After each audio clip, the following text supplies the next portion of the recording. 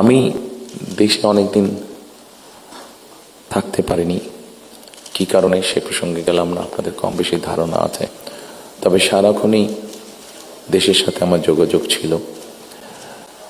দেশের মানুষের সাথে কি হয়েছে, এখানে মাহমুদুর রহমান সাহেব বলেছেন একটি উদাহরণ দিয়ে, ওনার প্রতি পূর্ণ সম্মান রেখে আমি বলতে চাইছি, ওনার সাথে ওনার রক্তমাখা ছবি এখনো আমার চোখের সামনে ভাসে। কাজেই ওনার সাথে কি হয়েছে আমি যেমন জানি, রুহুল আমিন গাজী সাহেবের সাথে কি হয়েছে, যেভাবে উনি মৃত্যুবরণ করেছেন জেলের মধ্যে, সেটি আমি জানি। এবং সবচেয়ে বড় বিষয় হচ্ছে আমার 60 লক্ষ নেতাকর্মী এবং তার থেকে আরেকটি হৃদয় বিদারক আমার জন্য হচ্ছে, সেটি হচ্ছে আমার মায়ের সাথে কি হয়েছে। কাজে এই ঘটনাগুলি যদি আমরা সকলে সবগুলোকে এক করি, তাহলে যারা দেশে ছিলেন আপনারা, তারা অবশ্যই আমার থেকে একটু বেটার ভালো জানবেন। তবে আমি একদম যে জানি না বোধহয় বিষয়টি তা নয়, আমার একটি ধারণা আছে। সম্মানিত উপস্থিতিবৃন্দ, যে কথাগুলো প্রায় সকলেই বলে গিয়েছেন, এই কথাগুলো যদি আমরা আলোচনা করাই যাবে অনেকক্ষণ ধরে। আপনারা আপনাদের মূল্যবান সময় ব্যয় করে এখানে এসেছেন। আমি এই কথাগুলোর মধ্যে থেকে একটু সরে এসে কিছু কথা বলতে চাই। আমাদের সমস্যা ছিল, আমাদের সমস্যা আছে। অবশ্যই আমরা 5ই আগস্টের আগে ফিরে যেতে চাই না। আমি আমার অবস্থান থেকে যদি চিন্তা করি, আমার এক পাশে 1981 সালের একটি জানাজা, একই সাথে আমার এক পাশে 2025 সালের 31 ডিসেম্বর একটি জানাজা, আর আমার আরেক পাশে 2024 সালের 5ই আগস্টের একটি ঘটনা। কাজে আমার মনে হয় এটি শুধু করে আমার জন্য নয়, যারা আমার দলের নেতা কর্মী সদস্য এবং সামগ্রিকভাবে পুরো দেশের মানুষের সামনে বোধহয় এই দুটি উদাহরণ বোধহয় সবচাইতে বাদ বিবেচনা করার জন্য সবচাইতে ভালো উদাহরণ, যে আসলে 5ই আগস্টে ফিরে যাওয়ার কোনোই কারণ নেই আমাদের। প্রিয় উপস্থিতিবৃন্দ, হিংসা, প্রতিশোধ, প্রতিহিংসা একটি মানুষ, একটি দল বা যেভাবে আমরা বিবেচনা করি, তার পরিণতি কি হতে, এবং আমি সেজন্যই সকলকে অনুরোধ করব, দলমত নির্বিশেষে আমাদের মধ্যে মত পার্থক্য থাকবে, কিন্তু আমরা যদি চেষ্টা করি তাহলে সেই মত পার্থক্যের মধ্যে রেখে আলোচনার মাধ্যমে সেটি অনেক সমস্যার সমাধান হয়তো আমরা বের করে আনতে সক্ষম হব। কিন্তু কোনোভাবেই সেটি যাতে মত বিভেদের পর্যায়ে চলে না যায়। মত বিভেদ হলে জাতিকে বিভক্ত করে ফেললে কি হতে পারে আমরা দেখেছি। আজকে সেই জন্য অনেকের মুখে অনেক হতাশার কথা আমরা শুনি, কিন্তু তারপরেও আসার কথা হচ্ছে যে তাদের কাছে ভবিষ্যতের চিন্তাও আছে, ভবিষ্যতের পরিকল্পনা আছে। এখানে একজন বক্তা বলেছেন, পানির কথা বলেছেন, ওনার সাথে আমার কিছুদিন আগে কথা ছিল, ওনার সামনে আমি আরও বিষয় তুলে ধরেছি। আমার দেশে ফিরে আসার পরে আমি যে কবার আমার বাইরে যাওয়ার একটু বেশি সুযোগ হয়েছে, আমি সাভারে গিয়েছিলাম, আরও কয়েকটি জায়গায় গিয়েছিলাম। আমার কাছে মনে হয়েছে নতুন প্রজন্ম একটি গাইডেন্স চাইছে, নতুন প্রজন্ম একটি আশা দেখতে চাইছে। শুধু নতুন প্রজন্ম না, আমার কাছে মনে হয়েছে প্রত্যেকটি প্রজন্মই মনে হয় কিছু একটি গাইডেন্স চাইছে। আমরা যারা রাজনীতিবিদ করি, আমাদের কাছে হয়তো অনেক প্রত্যাশা, সকল প্রত্যাশা হয়তো বা পূরণ করা সম্ভব নয়, কিন্তু আমরা রাজনীতিবিদরা যদি 1971 সাল, 1990 সাল, 2004 24 সালের 5ই আগস্ট এই সবগুলোকে আমাদের সামনে রেখে আমরা যদি দেশের স্বাধীনতা, দেশের সার্বভৌমত্বের জন্য কাজ করি, তাহলে নিশ্চয়ই আমার কাছে মনে হয়, একজন রাজনৈতিক কর্মী হিসাবে আমি দৃঢ়ভাবে বিশ্বাস করি, আমরা জাতিকে একটি সঠিক ডাইরেকশনে নিয়ে যেতে সক্ষম হব। আমি জানি না এটা কতটুকু রিলেটেড, একটি ছোট ঘটনা আপনাদের সামনে তুলে ধরতে চাই। আমাকে চিকিৎসার জন্য এই দেশ থেকে 2008 সালে চলে যেতে হয়েছিল যুক্তরাজ্যে। 2008 সালে যাওয়ার পরে 2010 সালে সেখানে প্রথমে একটি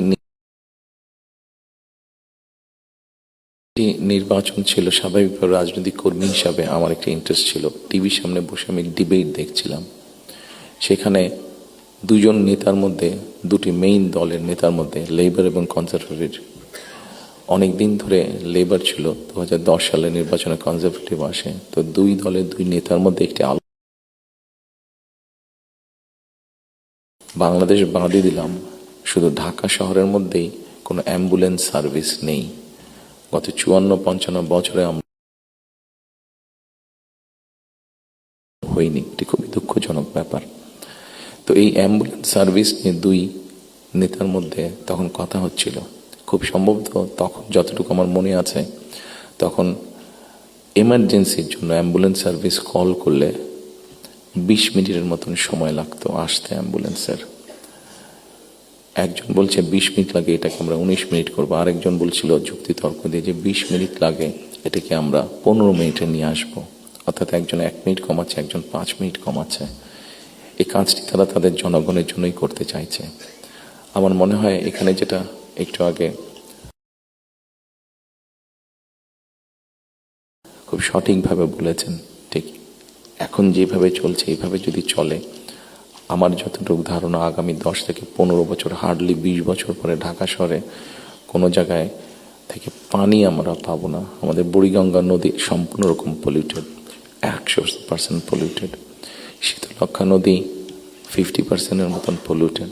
এখন মেঘনা নদী থেকে পানি আনার চেষ্টা করা হচ্ছে, আসছে বোধহয় একটা প্রজেক্ট কাজ হচ্ছে, কিন্তু এটার পানিও আগামী 10 থেকে 15 বছর মধ্যে পলিউটেড হয়ে যাবে। ঢাকা শহরে যে 3.5 কোটি মানুষের মতন মানুষ বাস করছে, এদের কেউ পানি পাবে না। পানির অপর নাম জীবন। সারা দেশে যদি এই সমস্যা শুরু হয়, তাহলে বিষয়টি কত ভয়াবহ হতে পারে। আমার মনে হয় এইরকম বিষয়গুলি নিয়ে বোধহয় এখন আলোচনা হওয়া উচিত, সেটি সংসদে হোক, সেটি বিভিন্ন সেমিনারে হোক। কারণ তা না হলে একটি ভয়াবহ ভবিষ্যৎ আমাদের সামনে অপেক্ষা করছে হয়তোবা, which is very unwanted. সম্মানিত উপস্থিতিবৃন্দ, একই সাথে আমরা যদি একটু খেয়াল করে দেখি, আমাদের 20 কোটির মতন মানুষ এই দেশে, এবং এই দেশে 20 কোটি মানুষের মধ্যে একটি বড় অংশ হচ্ছে তরুণ সমাজের সদস্য। এই তরুণ সমাজের সদস্যদেরকে বিভিন্নভাবে আমাদেরকে উপায় বের করতে হবে কীভাবে তাদের কর্মসংস্থানের ব্যবস্থা হয়, সেটি দেশের ভিতরে হোক, সেটি দেশের বাইরে হোক। আমরা যদি এটি সক্ষম না হই এই কাজটি করতে, তাহলে আমরা 5ই আগস্ট বলি, 90-এর আন্দোলন বলি, 1971 সালের স্বাধীনতা যুদ্ধ বলি, আমাদের মনে হয় খুব সম্ভবত প্রত্যেকটি প্রত্যাশা ধ্বংস হয়ে যাবে। এখানে একজন সংবাদকর্মী, নারী সংবাদকর্মী, নারীর নিরাপত্তা বা নিরাপত্তা নিয়ে কথা বলেছেন উনি। আমরা মনে করি নিরাপত্তা শুধু নারীর না, নারী পুরুষ উভয়ের ক্ষেত্রে হওয়া উচিত। ছোট যদি একটি এক্সাম্পল দিই, খুব সম্ভবত বাংলাদেশে বছরে 7,000-এর মতন মানুষ, খুব সম্ভব গত বছর 7,000-এর মতন মানুষ রোড অ্যাক্সিডেন্টে মারা গিয়েছে। আমার কাছে বিষয়টি খুব অস্বাভাবিক লাগে। আমার ধারণা আপনারা যদি একটু চিন্তা করেন, আপনাদের প্রত্যেকের কাছে বিষয়টি অস্বাভাবিক লাগবে। কিন্তু ঘটনাটি ঘটছে, কোনো বছর বেশি, কোনো বছর কম। এই অস্বাভাবিক ঘটনাটি কেন ঘটবে? একজন মানুষ রোড অ্যাক্সিডেন্টে অধিকাংশ ক্ষেত্রে যারা মারা যাচ্ছে, আমরা যদি তাদের সামাজিক স্ট্যাটাসটা দেখি, খুব যে অবস্থাপন্ন লোক যারা আর্থিকভাবে সচ্ছল তারা যে মারা যাচ্ছেন তা না, কিন্তু যেই মানুষগুলো মারা যাচ্ছে সেই মানুষরা হয়তো বা তাদের ফ্যামিলির অনলি আর্নিং সোর্স। মারা যাওয়ার পরে সেই ফ্যামিলিটির কি হচ্ছে, অথবা লোকটি যদি পঙ্গু হয়ে যায়, মানুষটি যদি পঙ্গু হয়ে যায়, তাহলে তার ফ্যামিলির উপরে কি হচ্ছে, এই বিষয়টি বোধহয় আমাদেরকে নজরে আনা উচিত। এরকম অনেকগুলো বিষয় আছে, যে বিষয়গুলো আমার মনে হয় রাজনৈতিক দলগুলোর মধ্যে চিন্তা ভাবনা হওয়া উচিত। এখানে শাইখ সিরাজ সাহেব বসে আছেন, ওনার একটি বিখ্যাত প্রোগ্রাম আছে কৃষি সংক্রান্ত। আমাদের দেশে কৃষকদের কি অবস্থা এখন, সেই বিষয়টি বোধহয় আমাদেরকে বিবেচনা করা উচিত। উনি ভালো বলতে পারবেন। আমার যতটুকু ধারণা আছে যে মানে সরাসরি জমিতে কৃষিকাজের সাথে জড়িত জমির মালিক এরকম কৃষকের সংখ্যা প্রবাবলি 1.5 কোটির মতন সারা বাংলাদেশে, 1,50,00,000 মতন। এর মধ্যেও ডিফারেন্ট ক্যাটাগরির কৃষক আছে। এই কৃষকদের বিভিন্ন অসহায়ত্বের নিউজ আপনাদের সংবাদপত্রে প্রকাশ হয়, বিভিন্ন সময় আপনাদের খবরেই প্রকাশিত হয়েছে বিভিন্ন সময়, সেটি ইলেকট্রনিক মিডিয়া হোক, সেটি মেইন মিডিয়া প্রিন্টেড মিডিয়াতেই হোক, প্রকাশিত হয়েছে। এদের ব্যাপারে আমি আমার বিগত সরকারের কথা বলবো, আমার দলের বিগত সরকারের কথা বলবো। সেই সরকার বিভিন্ন সময় বিভিন্ন পদক্ষেপ গ্রহণ করেছে। এত বিশাল সংখ্যক মানুষ, যারা 20 কোটি মানুষের খাওয়া পড়ার ব্যবস্থা করছে, খাওয়ার অন্যের সংস্থান করছে, সেই এত বড় সমাজটাকে কিভাবে সাপোর্ট দেওয়া যায়, তাদের হয়তো সেভাবে বলার সুযোগ নেই। এখানে আপনারা সংবাদপত্রের যারা কর্মী আছেন, আপনারা আপনাদের কিছু সমস্যার কথা বলেছেন। আপনাদের সমস্যাটা আমাদের জন্য শুনতে জানতে সহজ হয়, বিকজ আমাদের জন্য একটা ভেন্যু আছে যেখানে আমরা আলাপ করতে পারি। কিন্তু ওই কৃষকগুলো যাদের কোনো ভেন্যু নেই, যারা এরকম একটা প্রোগ্রাম অর্গানাইজ করতে পারছে না, তারা কিভাবে বলবে কথাগুলো? কাজে তাদের কথাটাও তো আমাদেরকে জানতে হবে।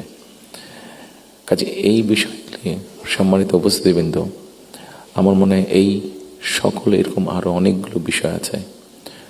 আমরা নারীর স্বাধীনতার কথা বলছি। বেগম রোকেয়া নারীর শিক্ষার জন্য আন্দোলন করেছিলেন। মরহুমা বেগম খালেদা জিয়া নারীদের শিক্ষার ব্যাপারটা নিশ্চিত করেছিলেন। পরবর্তীতে আগামী নির্বাচনে ইনশাল্লাহ জনগণের ম্যান্ডেট নিয়ে আমরা সরকার গঠনে সক্ষম হলে আমাদের একটি পরিকল্পনা রয়েছে, এই যে নারীরা শিক্ষিত হয়েছে এদেরকে অর্থনৈতিকভাবে স্বাবলম্বী করে গড়ে তোলা। একটু আগে আমি যে ফ্যামিলি কার্ডটা বলেছিলাম, সেটির লক্ষ্য বা উদ্দেশ্য হচ্ছে সেটাই, এই নারী সমাজকে গড়ে তোলা। আমাদের হিসাব মতে বাংলাদেশে 4 কোটি ফ্যামিলি আছে। আমরা যদি পরিবার হিসাবে ভাগ করি, এবারে যে একটি পরিবারে 5 জন করে সদস্য ধরা হয়েছে। আমরা এই ফ্যামিলি কার্ডটি আপনাদের সামনে একটু তুলে ধরতে চাইছি, আমাদের পরিকল্পনাগুলো। কারণ এখানে একজন সাংবাদিক উল্লেখ করেছেন যে 25 তারিখে যখন আমি এসেছি, আমি একটি কথা বলেছিলাম মার্টিন লুথার কিং এর মতন, আই হ্যাভ এ ড্রিম, যেমন বলেছিল 62 বছর আগে মার্টিন লুথার কিং। আমি বলেছিলাম আই হ্যাভ এ প্ল্যান। সেই প্ল্যানের মধ্যে একটি অংশ আছে বাংলাদেশের যে হাফ পপুলেশন নারী, তাদেরকে ঘিরে, এবং সেটি হচ্ছে ফ্যামিলি কার্ড। ফ্যামিলি কার্ডের মাধ্যমে ইটস নট যে একটা ফ্যামিলি কার্ড যে নারী পাবে সেটি সে সারা জীবন পাবে। একজন গৃহিণী বা একজন হাউসওয়াইফ যে পাবেন কার্ডটা সারা জীবনের জন্য না, আমরা 5 থেকে 7 বছর দেব। এই 5 থেকে 7 বছর তাকে আমরা একটা সাপোর্ট দেওয়ার চেষ্টা করব। সেটা টাকার হিসাবে হতে পারে অথবা এসেনশিয়াল ফুড আইটেমের হিসাবে হতে পারে। কারণ আমরা দেখেছি যে একজন নারী বা একজন স্ত্রীকে বা একজন গৃহিণীকে যদি একটি সাপোর্ট দেওয়া হয়, সেটি সে তার ফ্যামিলির জন্য সঠিকভাবে খরচ করে দেন একজন পুরুষ। এবং আমরা রিসার্চে দেখেছি যে যদি 5 থেকে 7 বছর দেওয়া যায়, তাহলে সে যেই অর্থটা তার হাতে জমা হয়, সে মূলত 3টি কাজে খরচ করে। প্রথমত তার ফ্যামিলির স্বাস্থ্যের পেছনে, দ্বিতীয়ত তার ফ্যামিলির ছেলেমেয়েদের শিক্ষার পিছনে, তৃতীয়ত সে যে অর্থটা জমা করতে পারে সেটি সে ছোট ছোটভাবে ইনভেস্ট করে। খুব স্বাভাবিকভাবে এইভাবে যখন সে ইনভেস্ট করা ধরবে, স্বাভাবিকভাবে তার গ্রামের লোকাল ইকোনমিটা স্ট্রেংথেন হবে, তার উপজেলার ইকোনমিটা স্ট্রেংথেন হবে, তার জেলার ইকোনমিটা স্ট্রেংথেন হবে, তার পরিবারটা শিক্ষিত এবং তার পরিবারটা যদি হেলদি হয়, এভাবে পুরো গ্রামটা হবে, এভাবে পুরো উপজেলাটা হবে, এভাবে পুরো জেলাটা, বিভাগ, একসময় গিয়ে দেশটা হবে। 4 কোটি ফ্যামিলির মধ্যে আপনারা বলতে পারেন একবারে কি দেওয়া সম্ভব কিনা? না, 4 কোটি ফ্যামিলির মধ্যে একবারে দেওয়া সম্ভব না। গ্র্যাজুয়ালি আমরা যাব। যারা প্রান্তিক, যারা যাদের নিডফুল, আন্ডার প্রিভিলেজ, তাদেরকে দিয়ে আমরা শুরু করব। এই কার্ডটি আপনারা জিজ্ঞেস করতে পারেন হয়তো কার্ডটি কাদেরকে দেবেন। আমরা কার্ডটি জেনারেল রেখেছি, ইউনিভার্সাল রেখেছি। কারণ আমরা অতীতে দেখেছি বিভিন্ন সময় বিভিন্ন সোশ্যাল সেফটি নেটওয়ার্কের আওতায় যাদেরকে নিয়ে আসা, বিভিন্ন ক্যাটাগরি করা হয় এবং সেখানে কারাপশন দেখা দেয়। সেই জন্য আমরা এটি জেনারেল রেখেছি। এটি একজন গ্রামের কৃষকের স্ত্রী যেমন পাবে, ইমাম সাহেবের স্ত্রী যেমন পাবে, প্রাইমারি স্কুলের শিক্ষকের স্ত্রী যেমন পাবেন, ঠিক একইভাবে ডিসি সাহেবের স্ত্রীও পাবেন, এসপি সাহেবের স্ত্রীও পাবেন। তবে আমরা দৃঢ়ভাবে বিশ্বাস করি ডিসি সাহেবের স্ত্রী বা এসপি সাহেবের স্ত্রী নিশ্চয়ই ওনারা নেবেন না, কারণ ওনাদের ওইটি প্রয়োজন হবে না। কারাপশনটাকে যাতে মানে একটা স্প্রেড না করে, করাপশনটা যাতে স্বাভাবিক একটা পর্যায়ে থাকে। কিছু তো অ্যানোমালিজ হতেই পারে, সেটি আমরা গ্র্যাজুয়ালি ঠিক করব। ঠিক এভাবে কৃষকদেরকে হেল্প করার জন্য আমরা কৃষি কার্ড করেছি। একটি বড় সমস্যা হচ্ছে হেলথ ইস্যু। বাংলাদেশে 20 কোটি মানুষ, আমরা স্লোগান দিয়ে হয়তো বলতে পারি যে সকলের জন্য স্বাস্থ্যর ব্যবস্থা করব, আমরা সকলকে স্বাস্থ্য সুবিধা আমরা দিব। এখানে আপনারা অনেকেই আছেন যারা আপনারা ইউকেতে গিয়েছেন, যেহেতু আমি ইউকেতে অনেকদিন ছিলাম, স্বাভাবিকভাবে আমি তাদের বিষয়টি আমার নজরে বেশি পড়েছে। তাদের ওখানে বৈধভাবে যে কোনো মানুষ থাকে তাকে তারা পূর্ণ হেলথ সার্ভিস দেয়, সেটা যে কোনো ধরনের, সেটা বাইপাস হোক, কার্ডিয়াক হোক, ক্যান্সার হোক, সব রকম চিকিৎসা তারা দেয়। এখন আমরা কিন্তু এখন দেখা যাচ্ছে যে এই কাজটা করতে গিয়ে ইউকের মতন দেশগুলো, ইউরোপের যে ডেভেলপ দেশগুলো আছে, তারাও হিমশিম খাচ্ছে। তারা এখন যেটা চাচ্ছে সেটা হচ্ছে প্রিভেনশন। তারা হিসাব নিকাশ করেছে যে একজন মানুষ অসুস্থ হলে তাকে যদি হাসপাতালে নিয়ে আসা হয়, তাকে যদি ওষুধ দেওয়া হয়, ডাক্তার, নার্স, হসপিটালের বেড সব কিছু, তাতে খরচ অনেক বেশি হয়। কিন্তু যদি প্রিভেনশন করা হয়, মানুষকে যদি সচেতন করা হয় যে এই খাবারগুলো খেও না, তাহলে তুমি কিডনি প্রবলেম হবে না, এই খাবারগুলো খেও না তাহলে তোমার হার্ট প্রবলেম হবে না, এই খাবারগুলো খেও না তাহলে তোমার ডায়াবেটিক হবে না। মানুষকে যদি এভাবে সচেতন করা যায়, তাহলে দেখা গেছে তাতে রাষ্ট্রের খরচ অনেক কমে আসে, মানুষের সুস্থ থাকে। এবং এটার উপর বেস করে, যেহেতু ইউরোপে এই কাজটা চলছে, এটার উপরে বেস করে আমরা হেলথ কেয়ারার অ্যাপয়েন্ট করতে চাই। এবং এই হেলথ কেয়ারের অ্যাপয়েন্টের আরেকটি মূল লক্ষ্য উদ্দেশ্য হচ্ছে, এরা যেরকম বেসিক ট্রেনিং পাওয়ার পরে গিয়ে মানুষকে সচেতন করবে, অ্যাট দ্য সেম টাইম সম্মানিত উপস্থিতিবৃন্দ, আরেকটি বিষয় বোধহয় আমাদের নজরে খুব আনার প্রয়োজন। একটি বিষয়, খুব ভয়াবহ পরিস্থিতি। মাহফুজ আলম সাহেব যেরকম পানির কথা বলেছেন, সেরকম আরেকটি ভয়াবহ পরিস্থিতি হচ্ছে যে আমাদের জনসংখ্যা যেভাবে বাড়ছে, আমরা যদি সৌদি আরব বা কুয়েতের সবগুলো তেল খনিও এখানে নিয়ে আসি, তাহলে হয়তো আমরা এই এত রিসোর্স দিয়ে আমরা এত মানুষকে সমস্যার সমাধান করতে পারবো না। সেই জন্য আমাদেরকে অবশ্যই পপুলেশন কন্ট্রোলে যেতে হবে, আমাদের দেশের জনসংখ্যাকে সীমাবদ্ধতার মধ্যে আনতে হবে। এবং সেই জন্য এই হেলথ কেয়ার যে নিয়োগ হবে, এই হেলথ কেয়ারের শতকরা 80 থেকে 85% আমরা 1 লক্ষের মতন আমাদের টার্গেট নিয়োগ করা। এই হেলথ কেয়ারের 80 থেকে 85% আমরা নারী কর্মীকে নিয়োগ করতে চাই, যাতে নারী কর্মীরা গিয়ে ঘরে ঘরে বোঝাতে সক্ষম হন যে কী জন্য প্রয়োজন হাইজিন মেনটেন করা এবং পরিবারকে সুস্থ রাখা, অ্যাট দ্য সেম টাইম পরিবারকে একটি রিজনেবল সাইজের মধ্যে রাখা, পরিবারের সদস্য সংখ্যা। ঠিক একইভাবে কৃষকের কথা আপনাদের সামনে বলেছি, যেই বিষয়টি আমি আপনাদের সামনে একটু আগে উল্লেখ করেছিলাম সম্মানিত উপস্থিতিবৃন্দ, সেটি হচ্ছে যে বিরাট এক তরুণ সমাজের সদস্য আমাদের আছেন। এই তরুণ সমাজের সদস্যদেরকে, সেটি গ্রামে হোক সেটি শহরে হোক, বিভিন্ন জনের বিভিন্ন কোয়ালিফিকেশন বা শিক্ষা ব্যাকগ্রাউন্ড আছে, সেটার উপরে বেস করে আমরা ভোকেশনাল টেকনোলজিক্যাল ইনস্টিটিউশনকে আমরা মডার্নাইজ করতে চাই। আমাদের ভোকেশনাল এবং টেকনোলজিক্যাল ইনস্টিটিউশন যেগুলো আছে, সেগুলোর মধ্যে প্রায় 200-250 মতন সাবজেক্ট আছে, যেগুলোর এত প্রয়োজন নেই আমাদের। আমরা এর মধ্যে কিছু কাজ করেছি, প্রাইমারি কাজ করেছি, যে নর্মালি যেসব দেশে আমাদের মানুষ যেতে পারবে বা পারে, যেমন তার একটা বড় অংশ হচ্ছে মিডল ইস্ট, সেখানে কি কি কাজের স্কোপ আছে আগামী 5 থেকে 10 বছর। একটি বড় মার্কেট হচ্ছে মানুষ যাবার জন্য, দেশ থেকে স্কিল শ্রমিক যাওয়ার মতন একটি বড় মার্কেট আস্তে আস্তে তৈরি হচ্ছে জাপানে, আস্তে আস্তে তৈরি হচ্ছে ইউরোপে, ইভেন চায়নাতেও তৈরি হচ্ছে। আমরা মোটামুটিভাবে একটি অ্যানালাইসিস করে দেখি যে কী কী ধরনের মানুষ এখানে যেতে পারে, সেটার উপরে বেস করে আমরা আমাদের ভোকেশনাল ইনস্টিটিউটগুলোকে আমরা সেইভাবে মডার্নাইজ করতে চাইছি। আপনারা নিশ্চয়ই খেয়াল করেছেন, যেহেতু আপনারা সংবাদ কর্মী, আপনারা নিশ্চয়ই খেয়াল করেছেন গত কয়েকদিনে আমার সাথে বেশ কিছু বিদেশি ডিপ্লোমেট দেখা করেছেন। ওনাদের মধ্যে যে সকল দেশগুলো এই ভোকেশনাল এবং টেকনিক্যাল ইনস্টিটিউশনে ওনারা অনেক ডেভেলপ, তাদেরকে আমরা বলেছি যে আপনাদেরকে এই সহযোগিতা করতে হবে। ওনারা খুশি মনে আমাদেরকে বলেছেন যে ওনারা এই ব্যাপারে সহযোগিতা করবেন। আমরা যদি আমাদের ছেলেদেরকে, এই মুহূর্তে 8 থেকে 10 লক্ষ মানুষ প্রতি বছর বিদেশে যাচ্ছে, তার মধ্যে প্রায় 6.5-7 লক্ষ মানুষ মধ্যপ্রাচ্যে যাচ্ছে। কিন্তু আপনারা যদি খেয়াল করে দেখেন যে তারা যে যাচ্ছেন মধ্যপ্রাচ্যে, তারা কিন্তু আনস্কিল্ড হিসাবে যাচ্ছেন।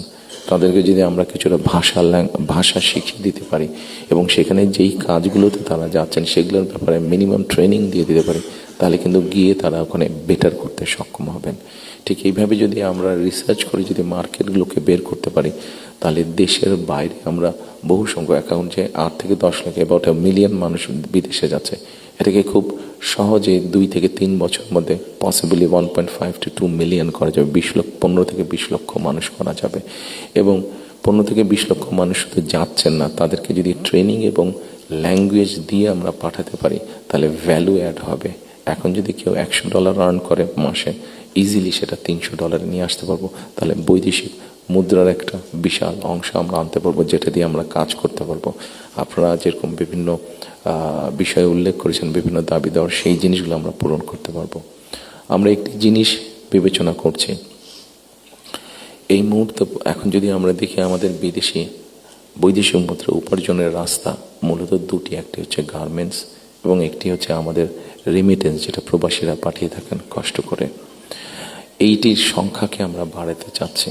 আমরা একটি চিন্তা ভাবনা করেছি, এর মধ্যে নিজেদের মধ্যে আমরা আলাপ করেছি যে কোনো উদ্যোক্তা যদি একটি ইন্ডাস্ট্রি বা ফ্যাক্টরি সেট করেন, যেটির শতকরা 100 ভাগ পণ্য বিদেশে রফতানি হবে।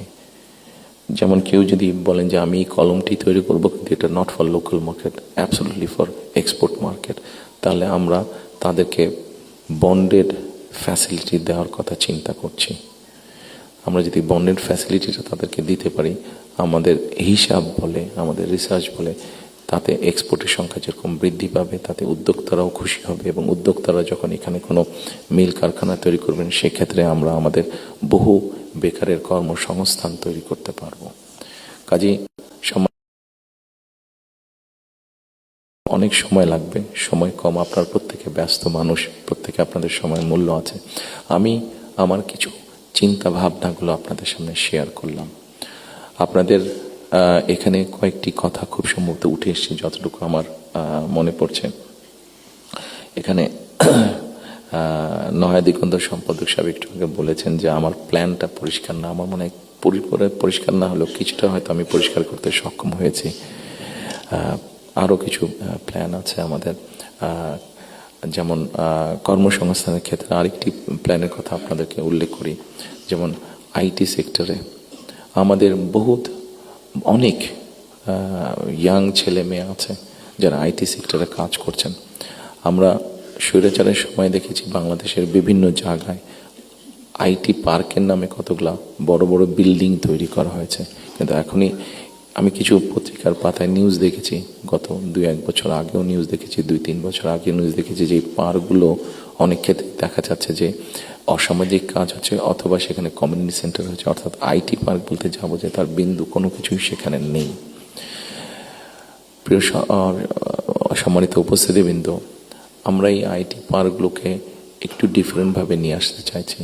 আমাদের বিভিন্ন জায়গায় যে আইটি পার্কগুলো আছে, এই আইটি পার্কগুলোকে আমরা ওই এলাকায় যদি আমরা বের করতে পারি, আমাদের তরুণ সমাজের কারা কারা আইটিতে কাজ করছেন, অনেকেই কাজ করছেন। কেউ কাজ করছেন ডাটা প্রসেসিংয়ে, কেউ কাজ করছেন হয়তো কোনো রকম ডিজাইনিংয়ে, কেউ কাজ করছেন হয়তো অনলাইন শপিং মানে অনলাইন ট্রেড করছেন অনেকে।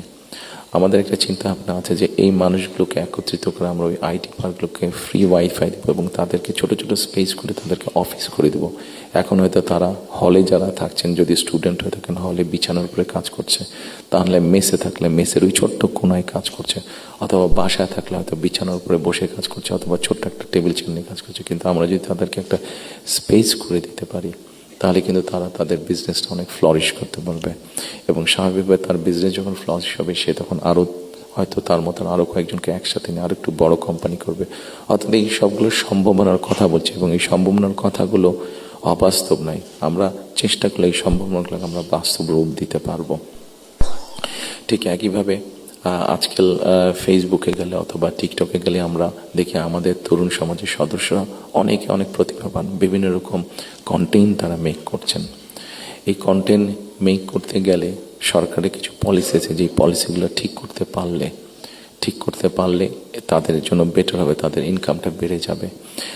ইন্টারন্যাশনাল গেটওয়ে যে আছে, যেখানে কারেন্সি আসে বা যায়, এখানে কিছু সমস্যা আছে, পেপাল সহ এরকম যেগুলো আছে।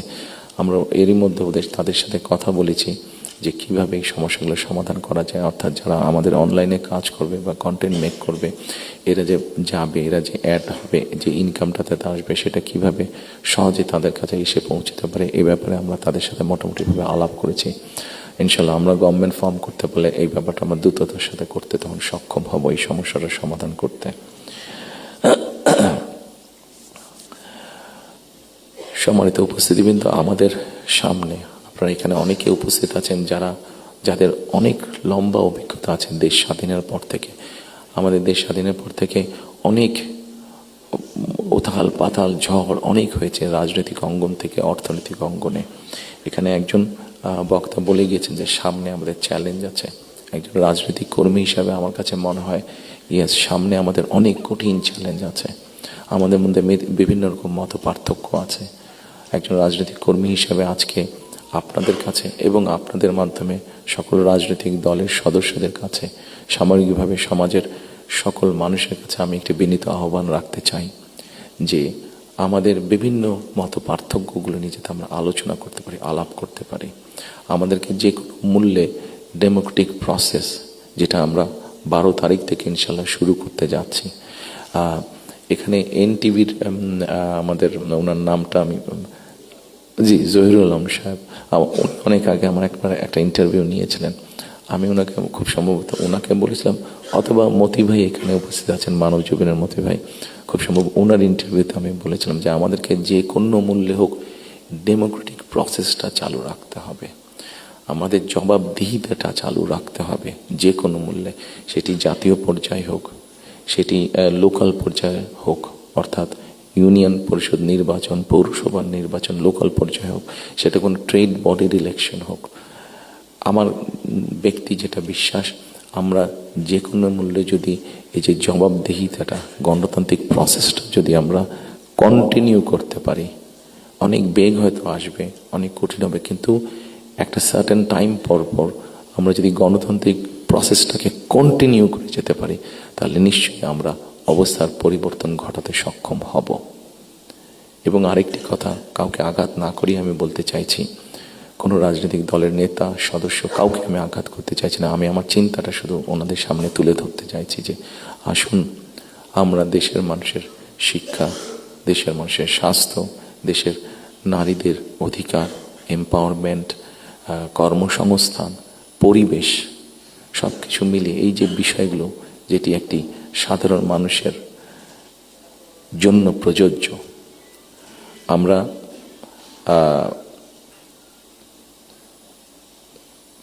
অনেক দিন ধরে আমরা শব্দটা কি আমাদের রিফর্ম, শব্দটা মনে করতে পারি, সংস্কার, রিফর্ম, যেই বিষয়গুলি নিয়ে আমরা আলোচনা করেছি, আপনারা যদি একটু খেয়াল করে দেখেন, এই রিফর্মের মধ্যে আমার কাছে মনে হয়েছে যে 3টি পার্ট আছে। একটি হচ্ছে সাংবিধানিক পার্ট, একটি হচ্ছে আইনগত পার্ট, এবং আরেকটি হচ্ছে মানুষের প্রতিদিনের জীবনযাত্রা, নিরাপত্তা, তাদের সিকিউরিটি, সব কিছু নিয়ে একটি পার্ট আছে। আমরা সাংবিধানিক বিষয় নিয়ে আলোচনা করেছি, আইনগত বিষয় নিয়ে আলোচনা করেছি। আমার মনে হয় মানুষের প্রতিদিনকার প্রত্যেকটি মানুষ, সকল সমাজের প্রত্যেকটি শ্রেণী পেশার মানুষ, তাদের প্রতিদিনকার যে চাওয়া পাওয়াগুলা, প্রয়োজনগুলো, সেটা নিয়ে বোধহয় আমরা আলাপ আলোচনা একটু কম করেছি। আমার কাছে মনে হয় সেই বিষয়গুলি নিয়ে বোধহয় আলোচনা করা উচিত। সেই বিষয়গুলি নিয়ে বোধহয় প্রত্যেকটি রাজনৈতিক দলের আলোচনা করা উচিত। আমরা শুধু রাজনৈতিক বিষয় নিয়ে সেমিনার করছি, সিম্পোজিয়াম করছি, আলোচনা করছি, তর্ক বিতর্ক করছি, অবশ্যই ওগুলো প্রয়োজন আছে, কিন্তু অ্যাট দ্য সেম টাইম আমরা যদি মানুষের প্রতিদিনকার তার চিকিৎসা ব্যবস্থা কী হবে, তার কর্মসংস্থান কী হবে, তার পরিবারের সন্তানদের শিক্ষা ব্যবস্থা কী হবে, তার রাস্তায় বের হলে নিরাপদে সে ফিরে আসতে পারবে কিনা, এইরকম বিষয় যেগুলো আছে, এই বিষয়গুলো নিয়েও বোধহয় আমাদের আলোচনা আরও একটু বেশি হওয়া উচিত। এই বিষয়গুলো নিয়ে বোধহয় আমাদের প্ল্যান প্রোগ্রাম আরও একটু বেশি হওয়া উচিত। এই পলিসিগুলো নিয়ে বোধহয় আমাদের চিন্তা ভাবনা আরও একটু বেশি হওয়া উচিত। সম্মানিত উপস্থিতিবৃন্দ, সামনে নির্বাচন। আমি একটি রাজনৈতিক দলের সদস্য। স্বাভাবিকভাবেই আমরা 22 তারিখ থেকে আমাদের সকল রকম পরিকল্পনা নিয়ে জনগণের সামনে যাব।